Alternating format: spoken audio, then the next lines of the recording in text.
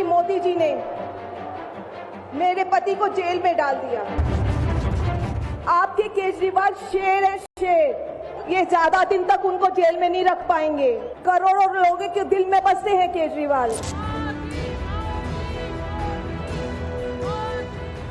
ये तथाकथित लोकतंत्र बचाओ रैली वास्तविकता में परिवार बचाओ भ्रष्टाचार छुपाओ रैली है। परिवारवाद के कुछ नए आयाम, परिवारवाद के कुछ नए स्वरूप, परिवारवाद के कुछ सदस्यों का नया अन्नप्राशन होता हुआ आपको आज नजर आएगा।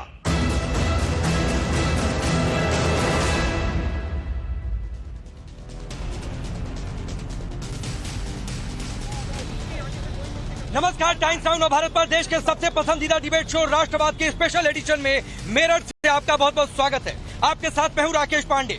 मेरठ में मैं मौजूद हूं और अब से थोड़ी देर पहले प्रधानमंत्री मोदी का भाषण समाप्त हुआ है। प्रधानमंत्री मोदी ने हुंकार भरी है और ये कहा है कि एक बार फिर से 2024 के चुनावी रण की शुरुआत उन्होंने मेरठ की धरती से कर दी है। लेकिन एक रैली आज देश की राजधानी दिल्ली में भी हुई है और ये रैली हुई है लोकतंत्र बचाने के नाम पर।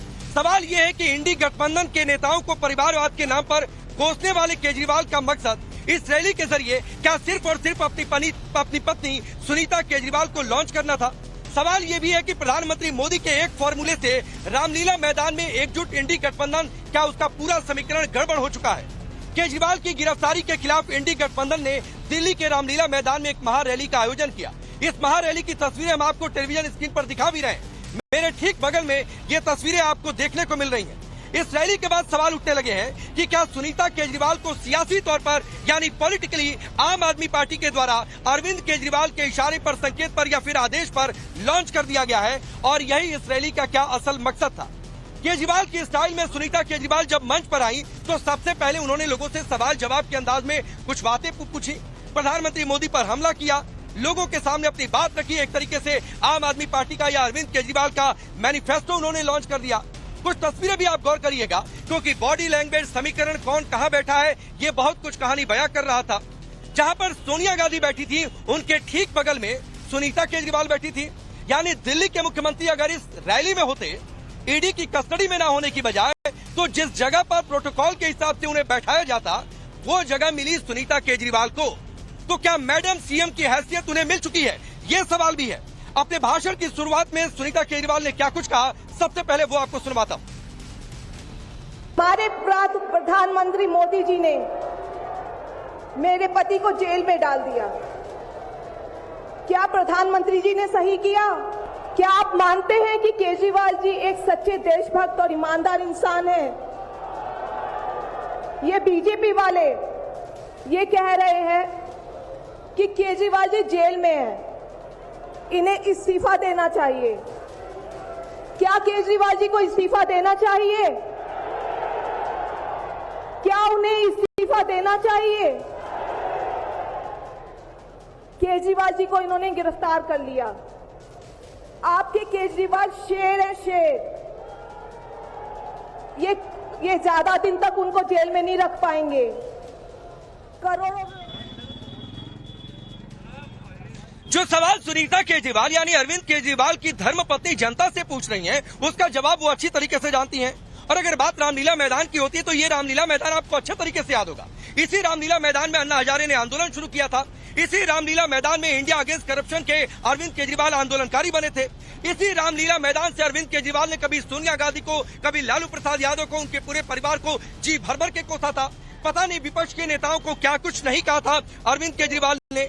इंडी गठबंधन के जो नेता इस समय उनके साथ मंच पर दिखाई देते रहे हैं, उनको उन्होंने जेल भेजने की बात कही थी, जी भरकर गाली भी दी थी। लेकिन अब अरविंद केजरीवाल की गिरफ्तारी हुई है, ईडी की कस्टडी में है, तो ये सभी एकजुट आ गए हैं और सुनीता केजरीवाल को मंच से लॉन्च किया जा रहा है। तो सवाल तो पूछा जा रहा है कि आखिर ये क्या से क्या हो गया?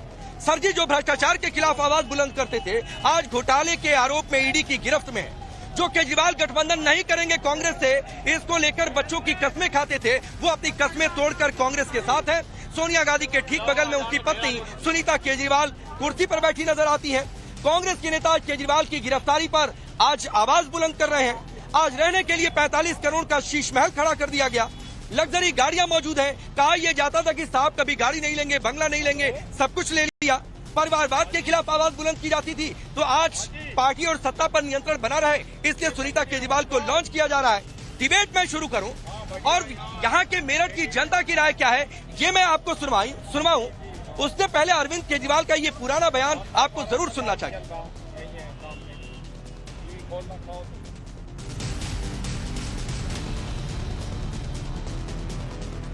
हमारा देश परिवारवाद और दोस्तवाद की वजह से पीछे रह गया। एक पार्टी ऐसी है जिसने केवल और केवल एक परिवार के लिए काम किया, सारा सरकारी पैसा एक परिवार के लिए लुटा दिया। हमें प्रण लेना पड़ेगा कि अब इस देश से परिवारवाद खत्म करना है, दोस्तवाद खत्म करना है।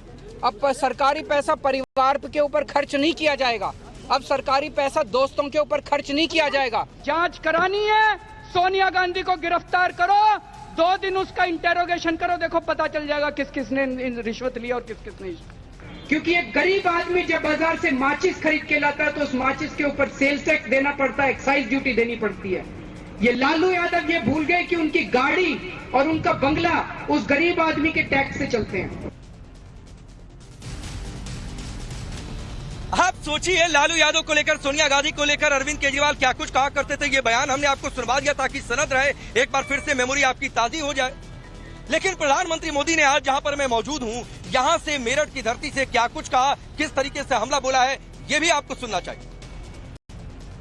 लोग बौखला गए हैं।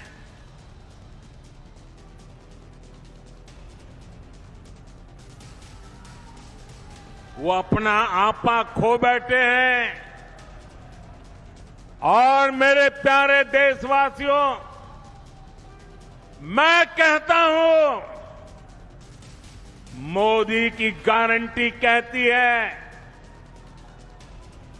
मोदी का मंत्र है भ्रष्टाचार हटाओ। वो कहते हैं भ्रष्टाचारी बचाओ। ये चुनाव इन 2 खेमों की लड़ाई है। एक खेमा एनडीए का, जो भ्रष्टाचार हटाने के लिए मैदान में है। दूसरा वो खेमा जो भ्रष्टाचारियों को बचाने के लिए मैदान में है। फैसला आपको करना है। चलिए वो सवाल आपके सामने रखता हूं जिनके इर्द गिर्द आज की चर्चा आगे बढ़ेगी। सवाल पहला ये कि रामलीला मैदान से फिर से रण, केजरीवाल क्या अपनी पुरानी कसम भूल गए? केजरीवाल ने, अरविंद केजरीवाल ने, जो कि ईडी की कस्टडी में है, क्या उन्होंने आज आधिकारिक तौर पर एक तरीके से सुनीता केजरीवाल को सियासी तौर पर लॉन्च कर दिया क्या? घोटाले में गिरफ्तार अरविंद केजरीवाल को क्या परिवारवाद अच्छा लगने लगा है? और सवाल सबसे बड़ा ये कि प्रधानमंत्री मोदी के फॉर्मूले से इंडी गठबंधन का गणित क्या गड़बड़ा चुका है? चलिए आपका परिचय पहले आज के मेहमानों से करवाता हूं। डॉक्टर गुरु प्रकाश पासवान जी भारतीय जनता पार्टी के नेता और प्रवक्ता, अवनिजेश अवस्थी जी राजनीतिक विश्लेषक के तौर पर, दीपक रंजन जी समाजवादी पार्टी के नेता और प्रवक्ता, चंद्रमोहन शर्मा जी कांग्रेस पार्टी के नेता, रवि श्रीवास्तव राजनीतिक विश्लेषक के तौर पर, जिनकी विचारधारा आम आदमी पार्टी की ओर झुकती है। आप सभी का बहुत बहुत स्वागत है। लेकिन पहले देश को, आम लोगों की राय जरूर सुननी चाहिए और खास तौर पर रवि श्रीवास्तव जी अपने ईपी को थोड़ा टाइट कर लीजिएगा, एयर टाइट हो जाए ताकि लोगों की राय आपको सुनाई दे जाए। उसके बाद मैं आपके पास आता हूं। आज प्रधानमंत्री मोदी ने यहां पर रैली की है। एक रैली देश की राजधानी दिल्ली में रामलीला मैदान में हुई है। अरविंद केजरीवाल ईडी की कस्टडी में है, सोनिया गांधी के बगल में आज सुनीता केजरीवाल बैठी थी। क्या आप लोगों को यह लगता है कि सुनीता केजरीवाल को अरविंद केजरीवाल के उत्तराधिकारी के तौर पर लॉन्च किया जा रहा है? हाँ जी, फिर तो ऐसा ही है, लॉन्च किया होगा। लेकिन ऐसे भ्रष्टाचारी लोगों को लॉन्च करने से क्या फायदा होगा? जैसा केजरीवाल ने भ्रष्टाचार किया ऐसे ही वो करेगी। एक समय अरविंद केजरीवाल कहा करते थे कि परिवारवाद अच्छा नहीं लगता है, लालू यादव पर बोला करते थे, सोनिया गांधी पर बोला करते थे। आज सभी मंच पर हैं और वो परिवारवाद के तौर पर पत्नी को आगे बढ़ा रहे हैं। केजरीवाल जी से तो बेकारा नेता इस हिंदुस्तान में होया नहीं। जब अन्ना हजारे को लेकर चले थे, भ्रष्टाचार के खिलाफ चले थे, और इन्होंने भ्रष्टाचार के जनता समझ चुकी, देख चुकी क्या भ्रष्टाचार दिल्ली में मचाया। और आज तुम बता रहे वहाँ रैली है दिल्ली में, उन्हें लॉन्च कर रहे हैं अपनी पत्नी को। हाँ। अब आप बताइए, अरविंद केजरीवाल कह रहे थे, आज सुनीता केजरीवाल ने कहा कि पीएम मोदी ने जेल में डलवा दिया है अरविंद केजरीवाल को। नहीं, ऐसा कुछ नहीं है, ये केवल मात्र विपक्ष का भ्रम है। ईडी कार्रवाई करेगी, जो भ्रष्टाचारी है उस पर कार्रवाई होनी भी चाहिए, चाहे वो केजरीवाल हो, चाहे वे लालू जी हो, चाहे तेजस्वी यादव हो, कोई भी हो, चाहे वो बीजेपी का ही नेता क्यों ना हो। ठीक। हाँ, हम बीजेपी से प्रेरित हैं। चलिए रवि श्रीवास्तव, आपने आम लोगों की ये राय भी सुन ली। रैली यहाँ पर समाप्त हुई है। सुनीता केजरीवाल को आधिकारिक तौर पर लॉन्च कर ही दिया अरविंद केजरीवाल ने, जो मैं पिछले कई दिनों से कह रहा हूँ। नमस्कार पांडे जी। पहली बात तो ये कि ये कुछ गले में पट्टा डाले हुए स्पॉन्सर्ड आम आदमी जो कह रहे हैं, मैं उनकी राय से सहमत नहीं हूँ। पूरी मीटिंग के अंदर जो रैली हुई उसमें ऐसी लॉन्चिंग जैसी कोई चीज नहीं थी। ये आपका बनाया हुआ नैरेटिव है। उन्होंने अरविंद केजरीवाल का संदेश पढ़ा, अरविंद केजरीवाल के जो गारंटियां कही हैं वो उन्होंने पढ़ी और मंच पे बैठी आकर के। इसमें कहाँ लॉन्चिंग हो गई, इसमें कौन सा उन्हें स्थान बढ़ा दिया गया, माना इसमें कुछ बीजेपी के भी लोग हैं, मैं ये नहीं कह रहा हूँ, क्योंकि रैली समाप्त हुई है, रैली स्थल के ठीक बाहर मैं मौजूद हूँ, तो इसमें मिक्स लोग हैं। ठीक है, दूसरी बात है लॉन्चिंग और किस तरीके से होती है। अगर अरविंद केजरीवाल यहाँ पर होते तो क्या उनकी जगह दिल्ली के मुख्यमंत्री हैं, तो क्या सोनिया गांधी के ठीक बगल में नहीं बैठते? जरा वो तस्वीर डालिएगा, रवि श्रीवास्तव को दिखाइए, जहां पर सुनीता केजरीवाल बैठी दिखाई दी है। मंच के दोनों अरविंद केजरीवाल के बड़े बड़े पोस्टर दिखाई दे रहे हैं। और किस तरीके से लॉन्चिंग होती है, इससे पहले जैसे उन्होंने प्रेस कॉन्फ्रेंस की है, जिस अंदाज में अरविंद केजरीवाल जहां बैठकर पीछे जो तस्वीरें, एक और बाबा अम्बेडकर, एक और भगत सिंह, उनके बीच में बैठकर प्रेस कॉन्फ्रेंस कर रही है। आदरणीय सोनिया जी ने अपने पास में बिठाया, ये बहुत ही सम्मान की बात है और बहुत अच्छी बात है। और अपने निवास पर जहां पर मुख्यमंत्री बैठ करके संदेश दिया करते थे या अपनी बात कहते थे, उन्हें वहां बैठने का पूरा अधिकार है, क्योंकि वो उनका निवास है, वो मुख्यमंत्री निवास है। क्यों अधिकार है? मुख्यमंत्री है क्या सुनीता केजरीवाल? नहीं, मुख्यमंत्री है क्या सुनीता केजरीवाल? रवि श्रीवास्तव, जनता को फर्क मुख्यमंत्री की जगह पर जाकर बैठ जाएंगी? परिवार का कोई सदस्य मुख्यमंत्री एक संवैधानिक पद होता है, वहां पर जाकर नहीं बैठ सकता है। ये आपको समझ में होनी चाहिए ये बात। ये मुख्यमंत्री का कार्यालय नहीं है, ये मुख्यमंत्री का आवास है और मुख्यमंत्री बिल्कुल ठीक बात है। तो आपको ये नहीं कहना चाहिए था कि मुख्यमंत्री की जगह पर बैठ जाए। मैं आपकी बिल्कुल बात से सहमत हूँ कि ये मुख्यमंत्री का दफ्तर नहीं है, उनका घर है। तो आपने कहा कि मुख्यमंत्री की जगह पर उनकी पत्नी बैठ गई, तभी मैंने कहा कि मुख्यमंत्री की जगह पर कोई नहीं बैठ सकता है। ये समझिए बात। डॉक्टर गुरु प्रकाश, लॉन्चिंग की परिभाषा और क्या होती है? लोग कह रहे हैं कि ये सुनीता केजरीवाल को लॉन्च करने का कार्यक्रम था, आधिकारिक तौर पर पॉलिटिकली उन्हें लॉन्च किया गया है।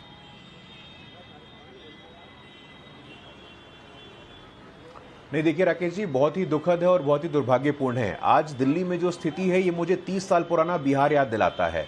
और बिहार क्यों याद दिलाता है? लालू यादव जी जेल गए थे, उन्होंने अपनी पत्नी को बिहार का बागडोर सौंप दिया था। वो कितना संवैधानिक था? नंबर 2, मुझे मोहम्मद शहाबुद्दीन याद आते हैं, सिवान वाले।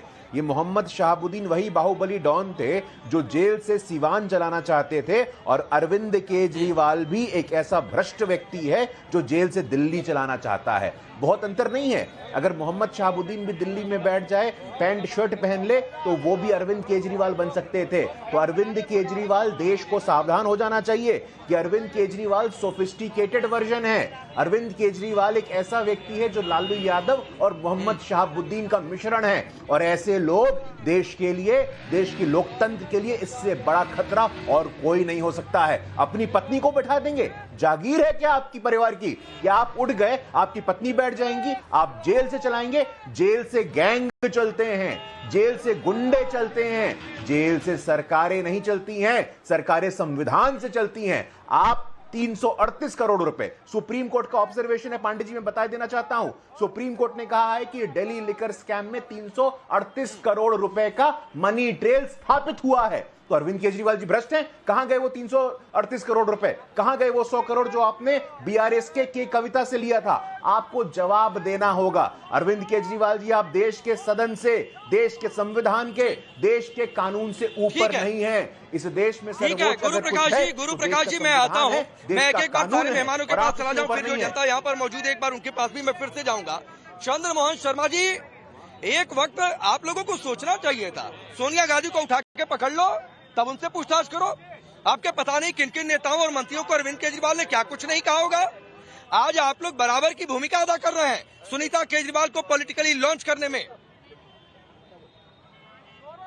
देखिए, पहले तो मैं आपकी बात का विरोध करता हूं कि जो आप बार बार अपने इस प्रोग्राम में कह रहे हैं कि अरविंद केजरीवाल जी की पत्नी सुनीता केजरीवाल जी को लॉन्च किया गया, ये आपका नैरेटिव है और आपने नैरेटिव को आप अपने पास ही रखिए। और इस तरह की मानसिकता भाजपा के नेता कह रहे हैं कि दुख की बात है, दुर्भाग्य पीना, बिल्कुल ठीक कह रहे हैं। जिस पार्टी के नेताओं का दृष्टिकोण एक महिला के प्रति और महिलाओं के दुर्व्यवहार के अंदर शामिल हो उनके हर नेता, तो वो एक मुख्यमंत्री की पत्नी के प्रति ऐसे शब्द लगा सकते हैं क्योंकि उनको विरासत में भारतीय जनता पार्टी के हर नेता को मिला है।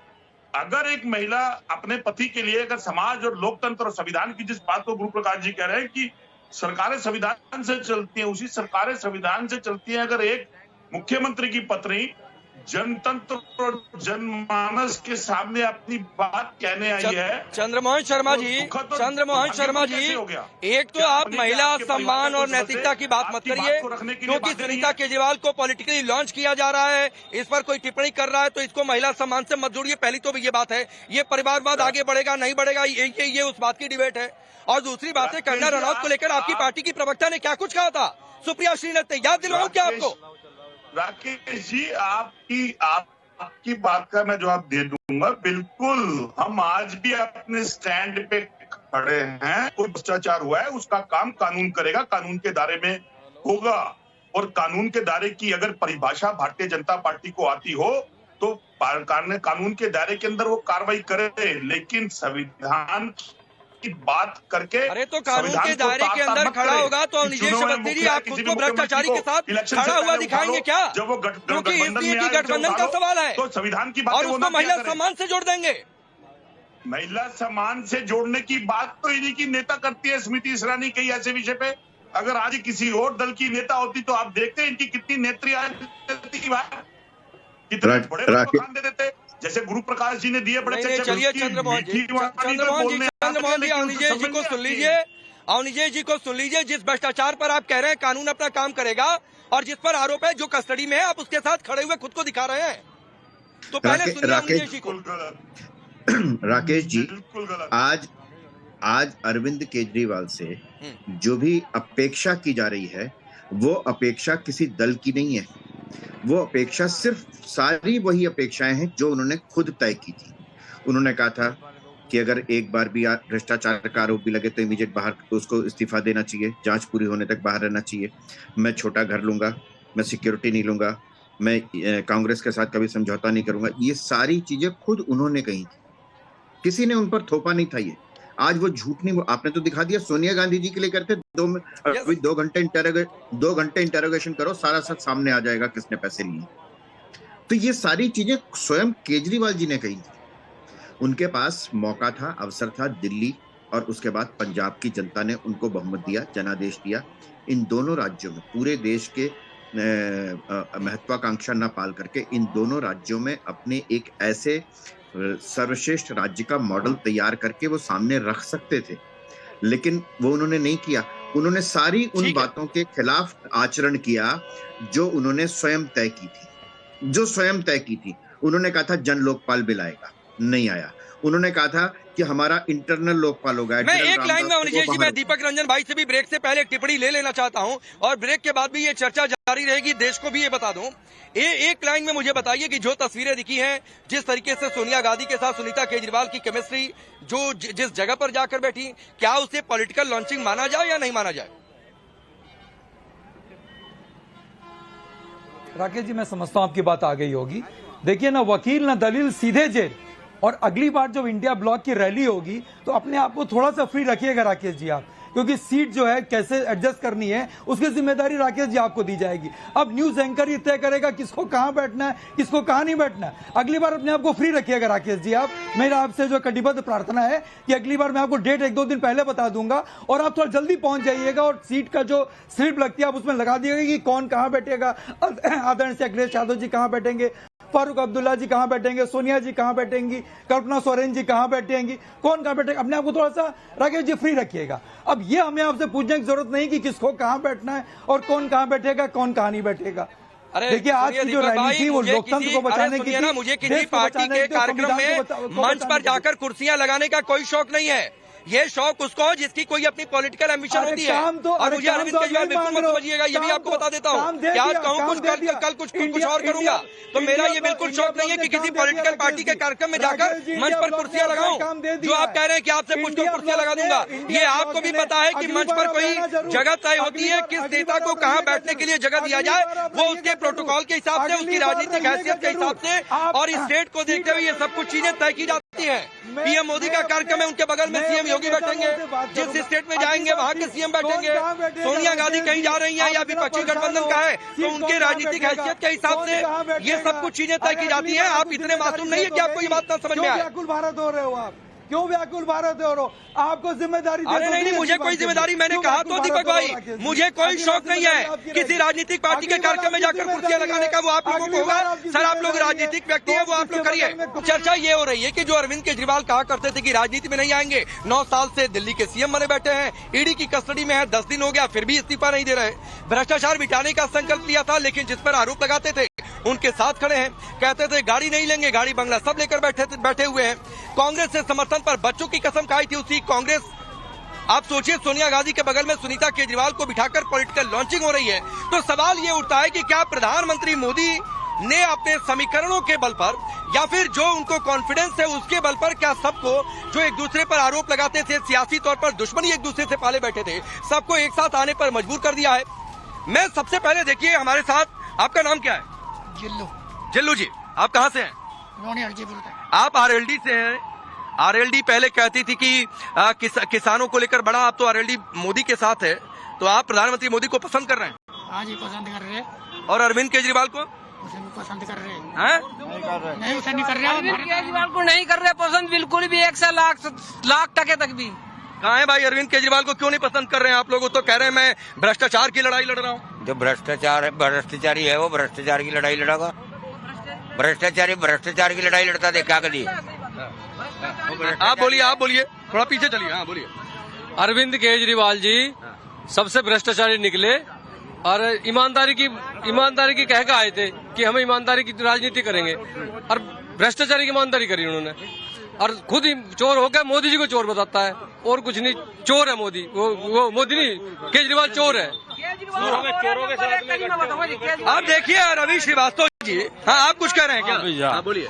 ये केजरीवाल साहब ऐसा, ये राक्षस है, ये मायावादी बात जानता है। नहीं, सब कहाँ राक्षस बोल रहे हैं, सब थोड़े नहीं बोला जाता है। माना बीजेपी के हैं, वो कह देंगे राक्षस। नहीं, मैं केजरीवाल को साहब से मतलब बोलता है, जो राक्षस होता ना वो माया जानता है।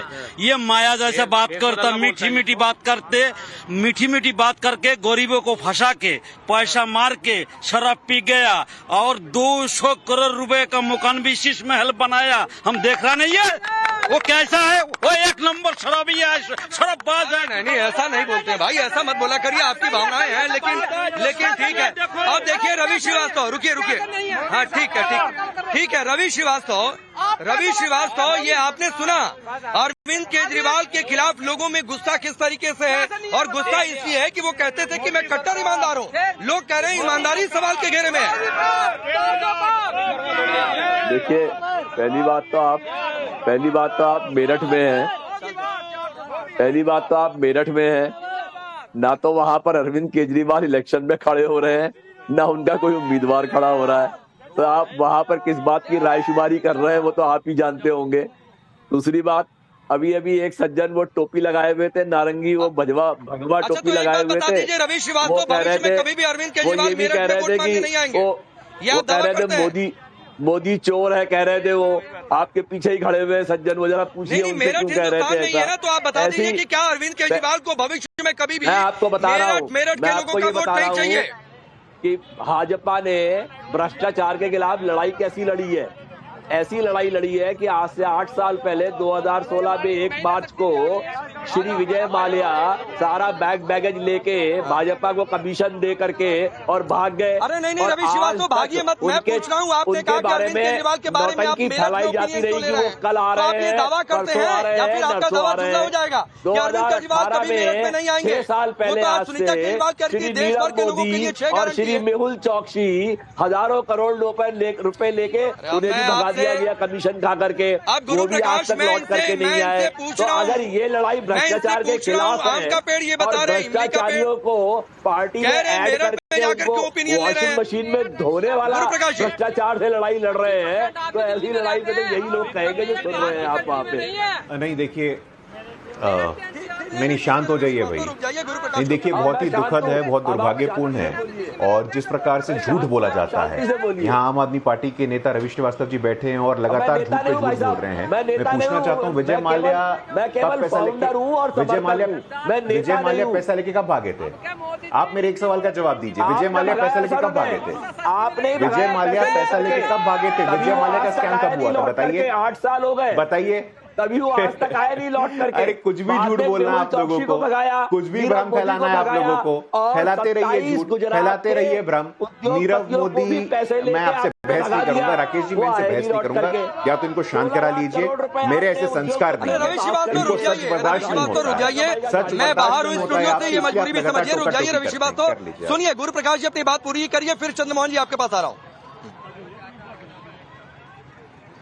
नहीं देखिए, ये लोकतंत्र की दुहाई देते हैं और एक दूसरे को बोलने नहीं देते हैं। जब आप बोल रहे थे भाई साहब, सब लोग सुन रहे थे, तो थोड़ा सुनने का धैर्य रखिए, अच्छा रहेगा। सिर्फ झूठ बोलना है। विजय माल्या यूपीए के समय में भागे, उन्होंने सारा स्कैम यूपीए के समय में किया। नीरव मोदी कब भागे? मेहुल चौकसी कब भागे? उनका स्कैम कब हुआ? मैं तो बताना चाहता हूं, जिस इन्फोर्समेंट डायरेक्टरेट को आप लोग गाली दे रहे हैं, उस इन्फोर्समेंट डायरेक्टर का धन्यवाद करिए कि उन्होंने नीरव मोदी, मेहुल चौक से इन सबका पैसा वापस किया है पब्लिक सेक्टर बैंक को 20,000 करोड़ रुपए। जाके अपनी जानकारी पुख्ता करिए। आपको अपनी जानकारी पुख्ता करने की आवश्यकता है। कुछ भी झूठ बोलना है, कुछ भी निराधार बातें करनी है, कुछ भी तर्कहीन बातें करनी है, जानकारी है नहीं आपको। अरविंद केजरीवाल देश के सामान्य नागरिक हैं, संविधान के ऊपर नहीं। क्योंकि अमित शाह के रोड शो की तस्वीरें आ रही है, वो भी देश को दिखानी है, वो भी दिखानी है। चंद्रमोहन जी, मैं एक टिप्पणी एक महिला की और उसके बाद मैं सीधे आपके पास आ रहा हूँ। सोनिया गांधी आज मंच पर थी, सुनीता केजरीवाल उनके बगल में थी। लोकतंत्र खत्म हो रहा है, ये कांग्रेस कह रही है बार बार, आपको लगता है ऐसा? कांग्रेस पागल होगी, पागल। लोकतंत्र खत्म नहीं हो रहा, लोकतंत्र शुरू हो रहा है।